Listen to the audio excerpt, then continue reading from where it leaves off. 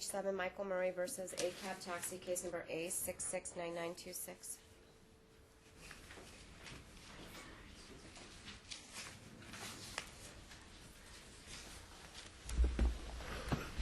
Good morning, Your Honor. Leon Greenberg. Good morning. Good morning, Your Honor. Esther Rodriguez for Defendant ACAB, LLC. Good morning. You want the lay of the land?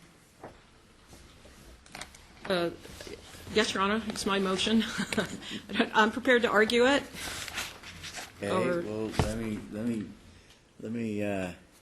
give you the lay of the land. I to this point at least, I agree pretty much with the reasoning applied by Judge Jones in the federal case, the Beltrans case. And if I do that, if I'm thinking this through correctly, that would mean that that the amendment to the Constitution did not impliedly repeal is it 250? 608-250. 250, and you know the rest of them. And if that's the case, then there would be no cause of action here for these plaintiffs, if I'm reasoning that correctly. Am I wrong? No, Your Honor, that's exactly our I thought you argument, would like what- as well as Judge Israel's adopted the Lucas reasoning as yourself. And I did bring the minutes from a hearing yesterday that took place before Judge Herndon in a matter called Barbara Gilmore versus Desert Cab, and he as well adopted the Lucas reasoning, indicating that 608-250 is appropriate, and the amendment does not change what 608-250 stands for. Would Your Honor like a copy of those minutes? No, I don't need it. I don't believe anything Judge Herndon says. No, that's not true. That's not true. I am not familiar with that case, but and I'm of course not bound by what Judge Israel did either. I was taken with the reasoning that Judge Jones had, and I think it's spot on. What do you say to that? Your Honor, I would draw your attention to the very first sentence of the Nevada Constitutional Amendment that is at issue and that is never actually discussed in Judge Jones' opinion in Lucas. And Okay. that first sentence says, every employer shall pay a wage to each employee of not less than the hourly rates set forth in this section. Every employer shall pay every employee at least the hourly rate set forth in this section of the Nevada Why do you Constitution. suppose that wasn't raised in front of Judge Jones? Presumably it was, Your Honor. I was in counsel before Judge Jones. But and the Nevada Constitution later on goes to define the term employee. And the term employee does have certain exceptions, but not the plaintiffs in this case. Taxi drivers are not exceptions to the term of employee. My problem, Your Honor, with what's gone on in the cases you were discussing with Judge Jones, and I saw Judge Herndon yesterday on this, is that no one has explained, not Judge Jones or any subsequent judges who have looked at this, how gauging the intent behind this constitutional amendment is proper for this court or for any court when the language is absolutely clear. There is no ambiguity to the command of the constitutional amendment. It is absolutely clear. And Governor Sandoval, when he was Attorney General, later became a federal judge, but he wasn't the federal judge who ruled on this, it was Judge Jones, offered the opinion that, look, the language here is clear. So clearly whatever exceptions were in the law previously have now been overridden because this is the Constitution. Well, I mean, if it's so clear, how has it escaped everyone's attention until now?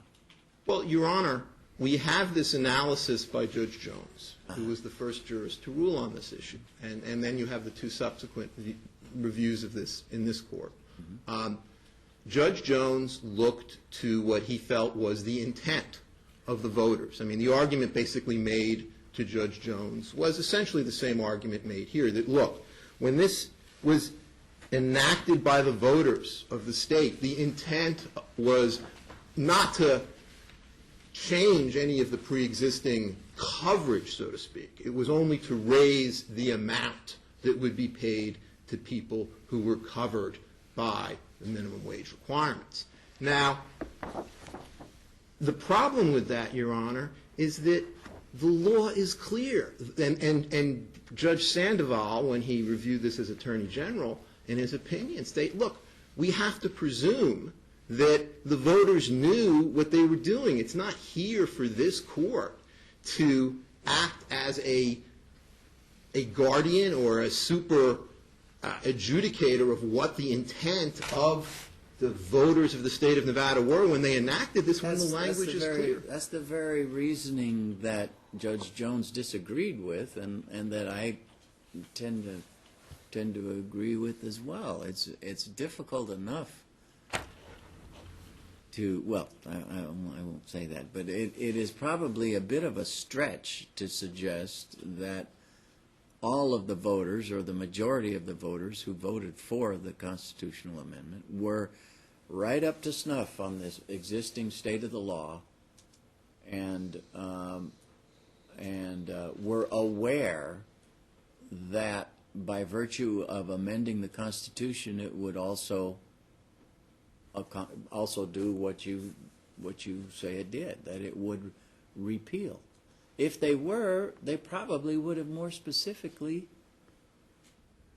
passed something. They would have passed something that more specifically addressed the fact that they were intended also to repeal.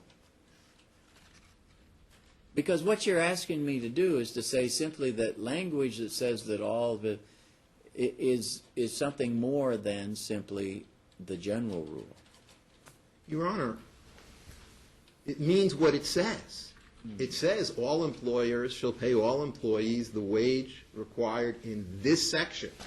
There is no ambiguity. The law means what it says, Your Honor. That it is the plain meaning of the constitutional amendment is there, and there's no need to look at legislative history, are you? That's an issue for later on this morning. Well, Your Honor, clearly there is no need. There is no ambiguity. Now, what Judge Jones did in the Lucas opinion is. Let me ask you a question. Yes, Your Honor. This is now. Am I correct? This was not argued in your briefing. In terms of the plain language, I would direct you to page 7 of my opposition. Okay. We have the Supreme Court of the State of Nevada in Board of Equalization v. Bax. By using the mandatory term shall. Hang on. Let me get your opposition. What is opposition?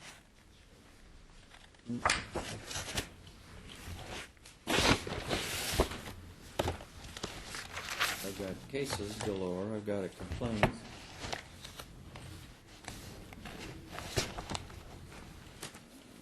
Oh, hang on a second.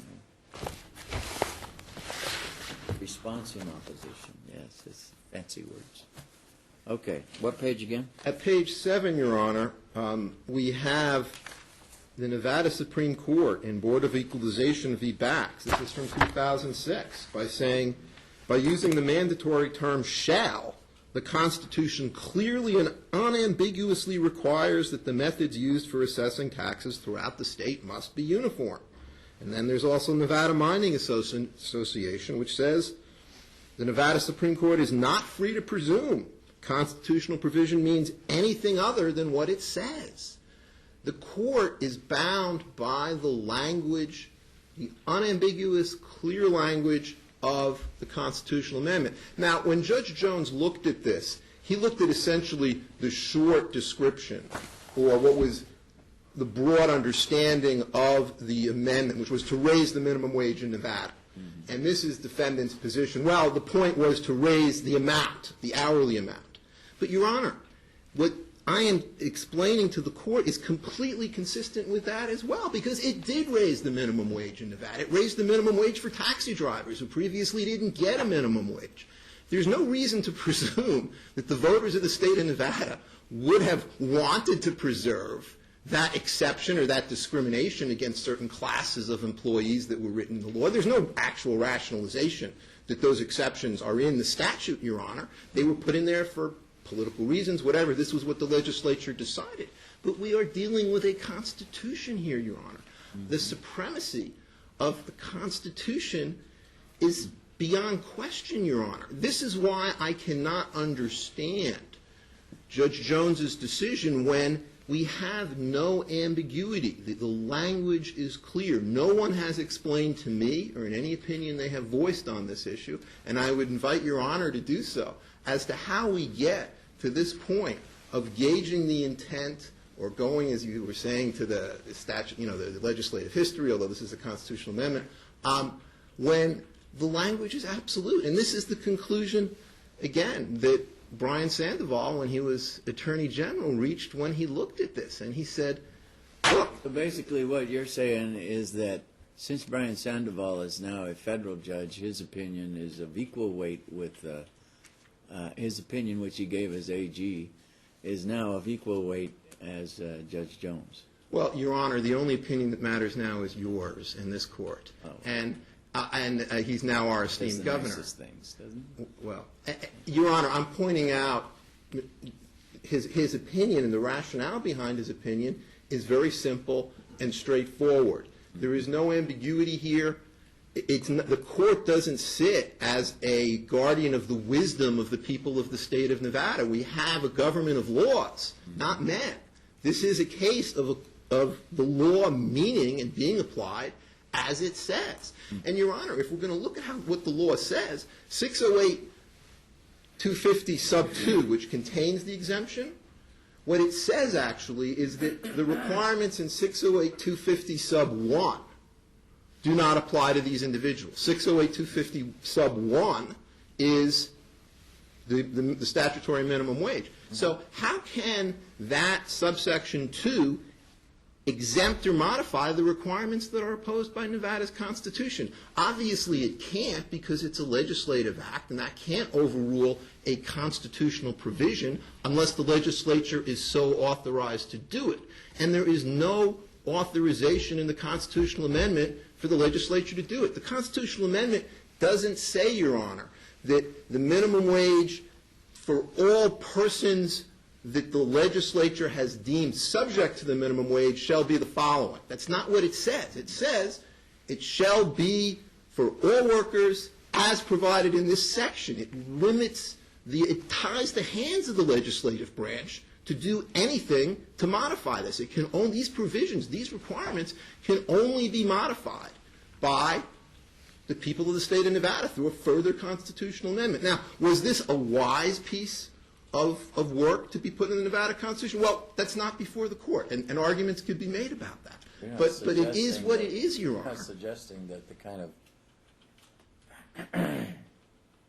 what some have referred to, not me, as a mob rule,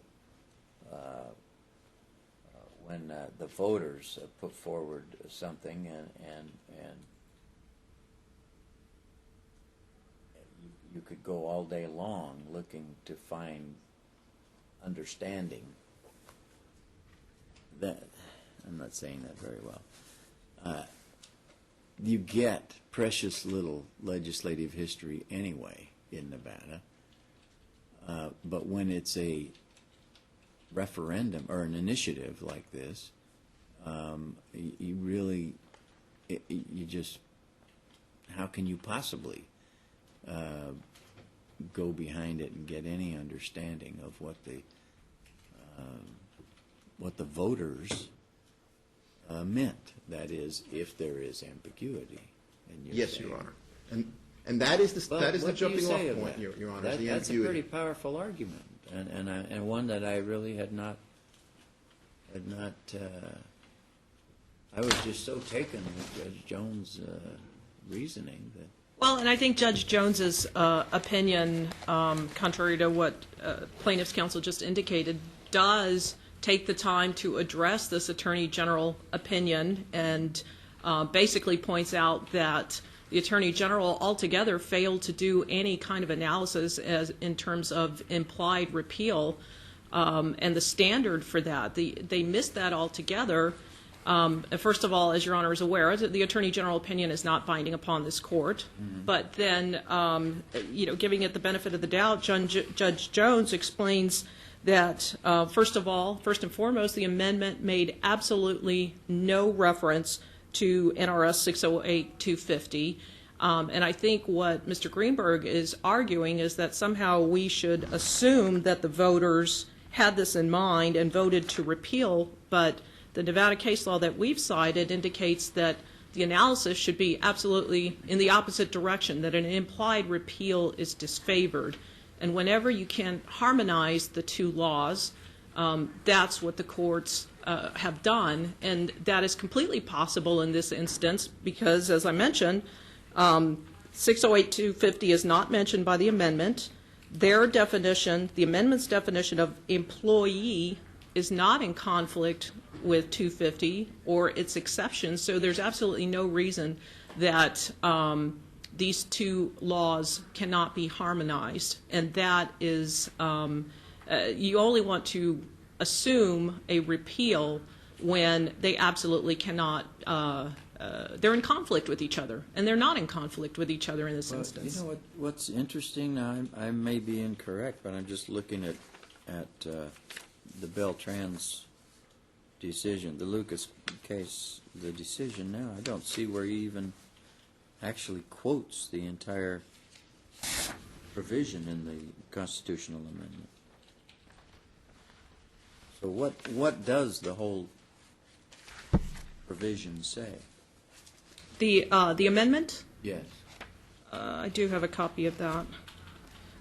Well, the first section does specifically address an increase in the amount, the calculation of the amount of minimum I'm wage. looking more at, does it have this broad language that Mr. Greenberg is arguing for? Does it say every employee?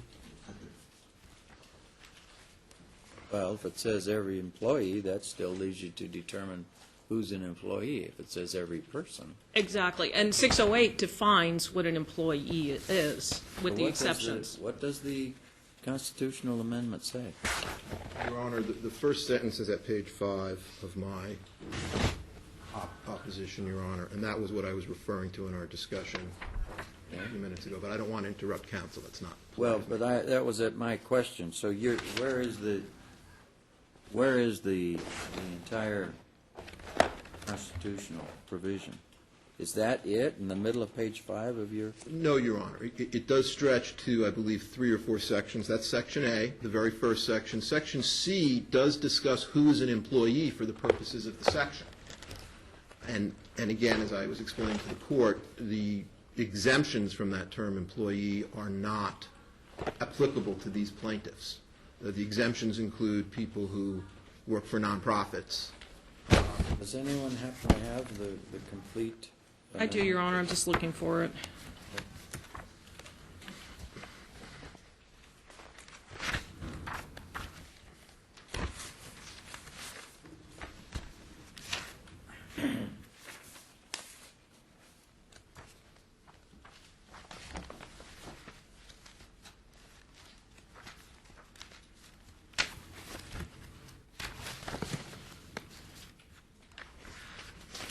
I have it, I believe.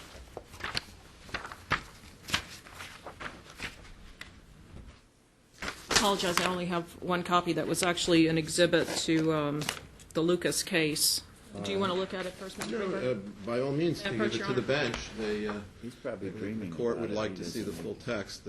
We should certainly have it for them. So it just starts right out with A, each employer shall pay a wage to each employee.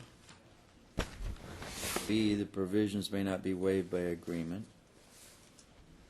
C, as used in this section, employee means any person who is employed by an employer as defined herein, but does not include an employee who's under 18, blah, blah, blah, blah, blah, employer means blah, blah, blah.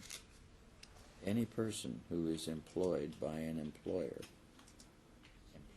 as defined herein.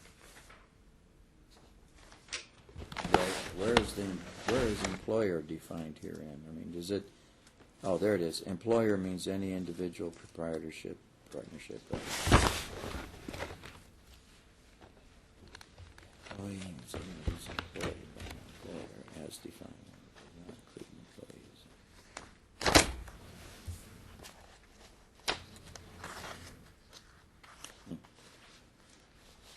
Well,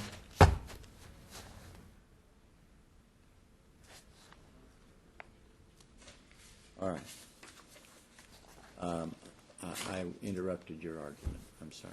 Well, it's just in line with what Your Honor is reviewing there. That Judge Jones looked at the amendment, looked at the definition as stated in 608-250, and specifically said that the amendment's definition of employee is not in conflict with the 608-250 exceptions.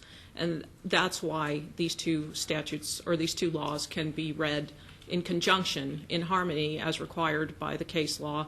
They are not in direct conflict with each other, and that's what the other courts have all looked at. Judge Herndon, Judge Israel, Judge Jones. I believe this was reviewed also by Judge Navarro of the federal court, and everyone has come to the same conclusion that these are not in direct conflict. They can be read in conjunction, and that's what we're asking this court to be consistent with these rulings.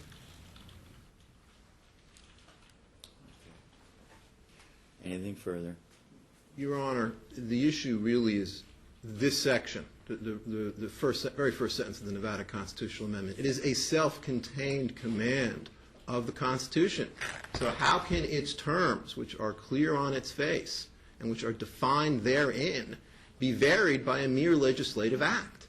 They cannot be. And no one has explained this, Your Honor, not Judge Jones and Lucas. I invite Your Honor to explain how that can happen consistent with the principles of constitutional government. I don't see that they can. It's usually a trap when they invite you to. Well, maybe Your Honor needs to take some time to think about it and can come up with an answer to that question. I can see Your Honor is certainly carefully contemplating the issue. But again, Your Honor, this is a question of how do we look at this intent? I mean, the foundation of the rationalization for Judge Jones's decision is intent. Well, why do we look at intent when we have no ambiguity? The court doesn't need a lecture from me as to applying the law as written, the plain meaning, the plain language rule, and so forth. And in addition, this whole question of harmonizing these two sets of laws, Your Honor, it's really not an issue because we know that the Constitution is supreme. To the extent that there is an exemption in 608-252 from the provisions of Sub 1, that's fine. Sub 1 doesn't apply to those people. But that's got nothing to do with what the Nevada Constitution requires by its express terms, by saying everyone has to be paid as provided in this section of the Constitution, and these are the requirements of this section. So if you don't meet those requirements for an exemption, you got to pay your worker the minimum wage that's set forth in that provision of the Constitution. And, Your Honor, there is a bit of a gap between the two schemes, so to speak. I mean, because, for example, the Constitution exempts nonprofit employees, but the statute does not. So nonprofit employees, for example, would have a right under the statute. So the statute hasn't been rendered completely inoperative, but this is really a collateral issue. It's not really relevant to the question of the supremacy of the constitutional command, Your Honor. So this may not be a popular view that I am advocating in terms of the effect this is going to have on this industry, which is used for many years to enjoying this exemption.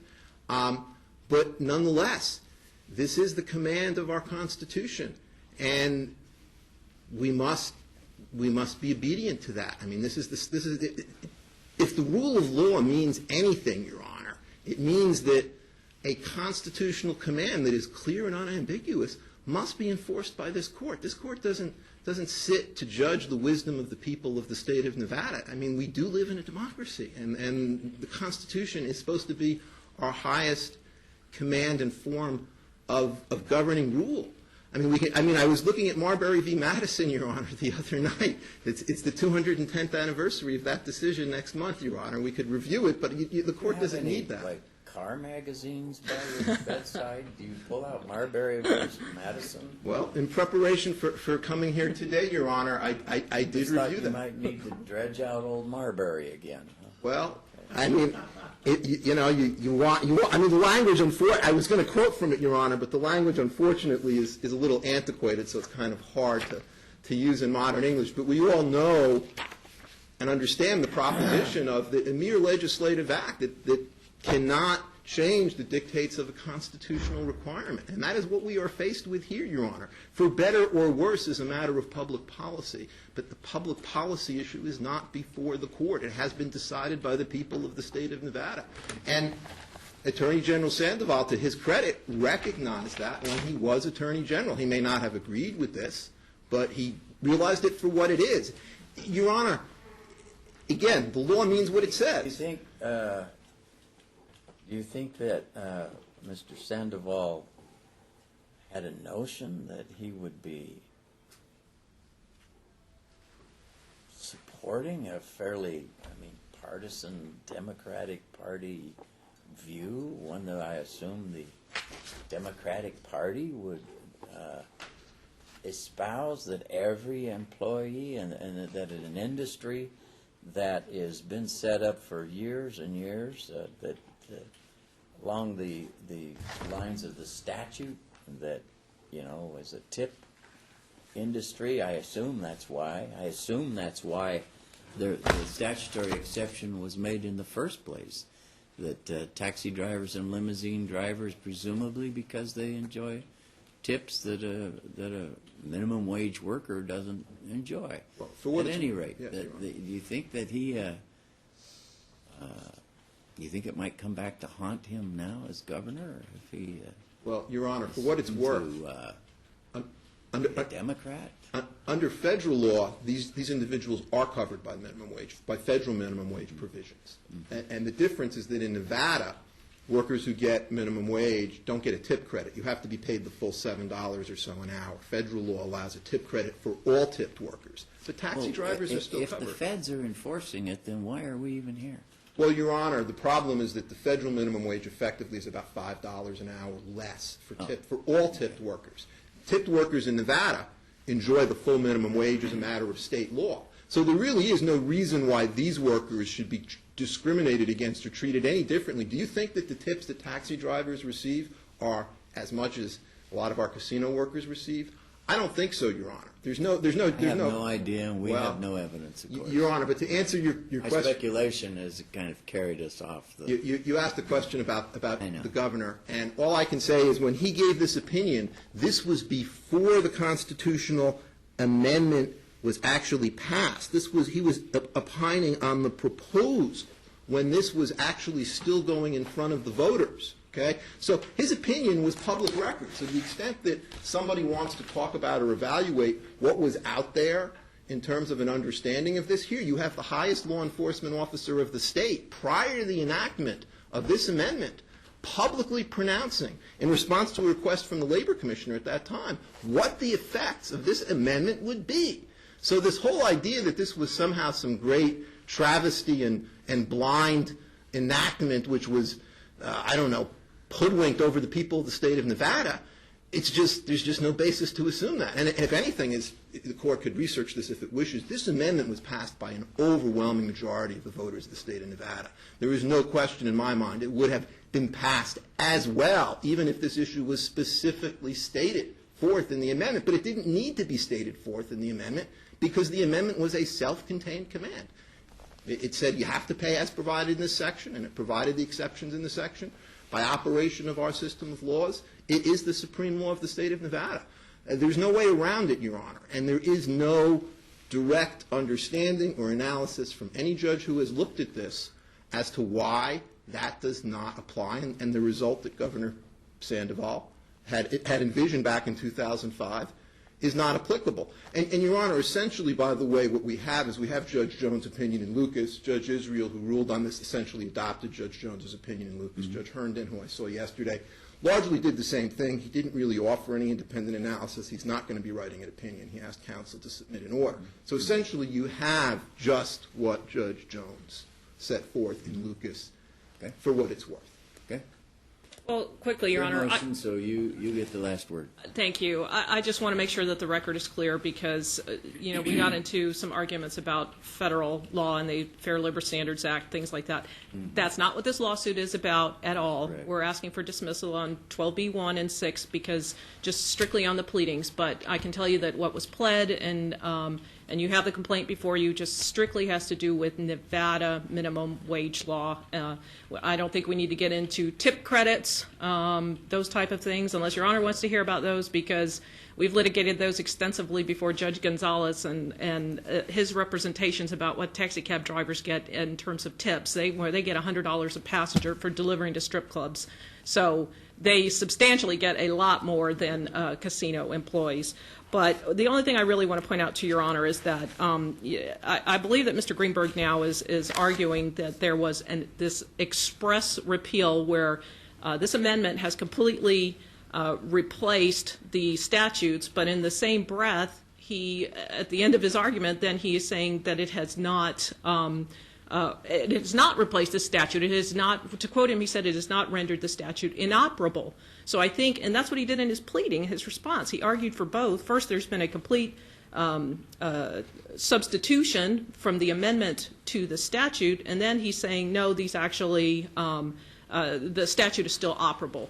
So, which is what we're arguing is, yes, the statute is still operable, and I think if we're going to address plain language, the plain language of the amendment does not address the exceptions. The exceptions can still stand, and the exceptions being that in Nevada, the taxi cab drivers and limousine drivers are exempt from Nevada minimum wage laws. So there's no reason to. It strictly just wasn't addressed in the amendment. There is no presumption that the voters had this in mind when they voted. You have the amendment in front of you. It's very limited in terms of raising the amount. That was the primary focus of the amendment, was to raise the amount of the minimum wage, but that does not mean that all of a sudden now a whole group of employees that were exempted are now included just because of this particular amendment. Thank you, Your Honor. Well, this is one of those ironic moments, I suppose. I have been focused by Mr. Greenberg here on the Constitution and on the supremacy of the Constitution. And in that argument, he is correct.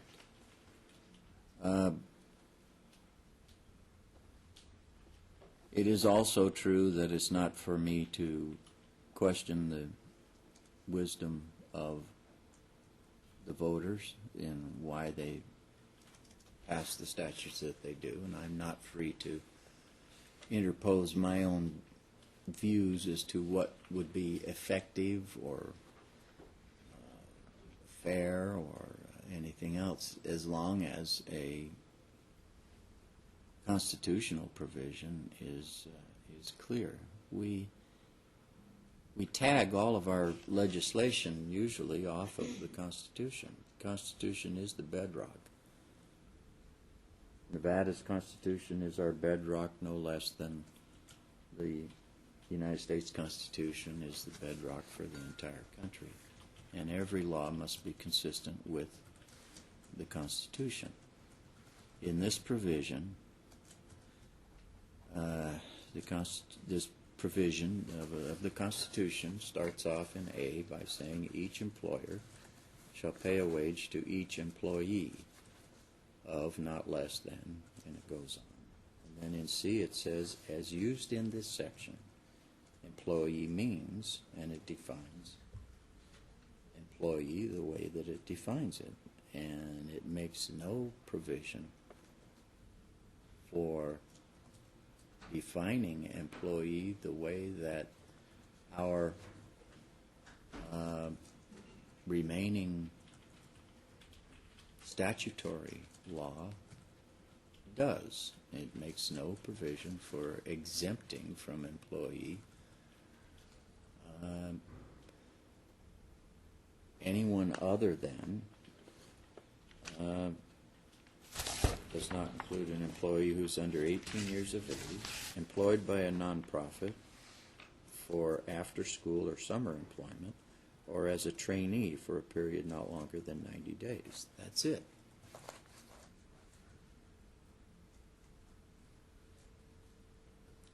I am compelled, I am sworn to hold the Constitution and enforce the Constitution above any other statute. And on that basis, I find, first of all, of course, that this language is clear and has some plain meaning. And that if there is any question left after the phrase, each employer shall pay a wage to each employee, if there's any question as to what does employee mean, the Constitution answers that in its own provision. This is something that may not have been urged to Judge Jones. I do not know. All in all, regardless of how persuaded I may be by the wisdom of my federal brother,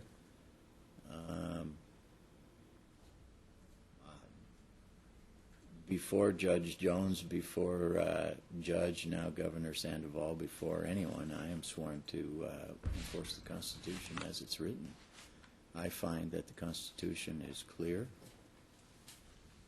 and that it defines employee as it does in subsection C, and therefore it has impliedly repealed section, what chapter? Tell me again. It's 250, but what? 608, 250, sub 2, Your Honor. 250.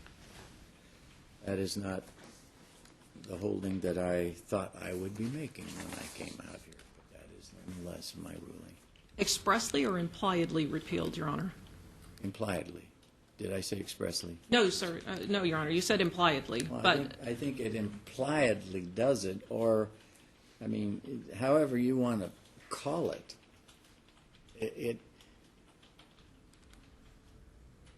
I mean, I don't think it cannot be expressly because it doesn't say Section 608, 250 is therefore not to be enforced. So Correct. I guess I would have to say it impliedly does so because it has its own definition for who is the employee and who's not covered. And therefore, you know, the fact that it even says, as used in this section, employee means, well, this section means Section 16, which starts out by saying each employer shall pay a wage to each employee. I mean, that's pretty clear. And this is not a ruling that I am particularly happy to make, but because I don't particularly care to upset apple carts, but nonetheless, that's what the Constitution says, and I am sworn to enforce that. Your Honor, the only thing if Your Honor is inclined to hear the additional comments that I have is with the implied repeal, you know, the case law that we've cited indicates that that these statutes still cannot be read to go forward together.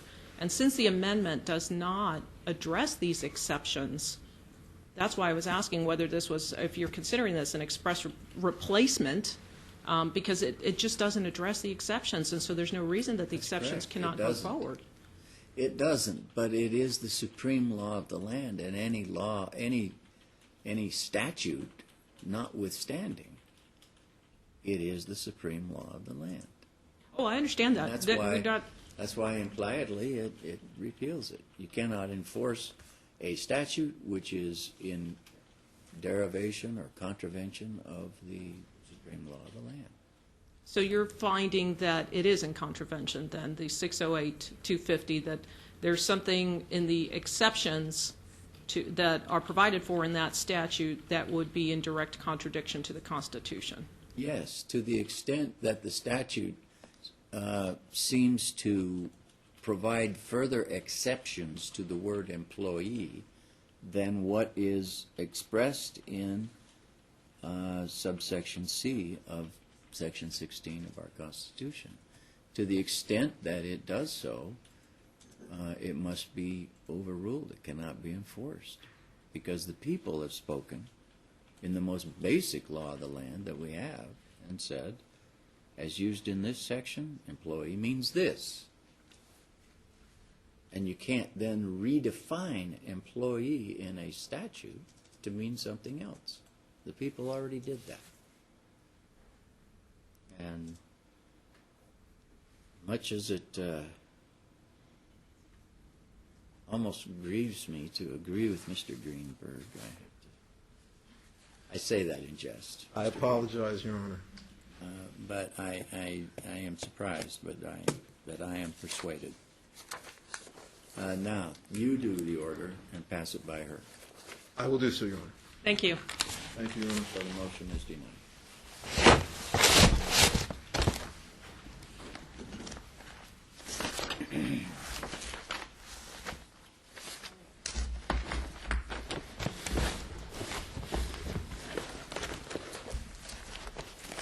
State of Nevada versus Eric Cantor, case number C282318. Morning, Your Honor. Danielle Piper on behalf of the state. Morning. Morning, Your Honor. Jasmine Spells on behalf of Mr. Panther, who's not present. I'd ask that his presence be waived this morning. All right. Your Honor, I'm going to ask that I be allowed to answer orally, as I only found out about the motion a couple of days ago when we were here. Sure. And I apologize for my You absence. don't have no objection to that, do you? No, Your Honor. Okay. Why should we let your people go? We won't talk about cab drivers, we promise. Your Honor, I understand that the nature of the charges here are pretty serious, but at this point they are mere allegations. They have not been proven.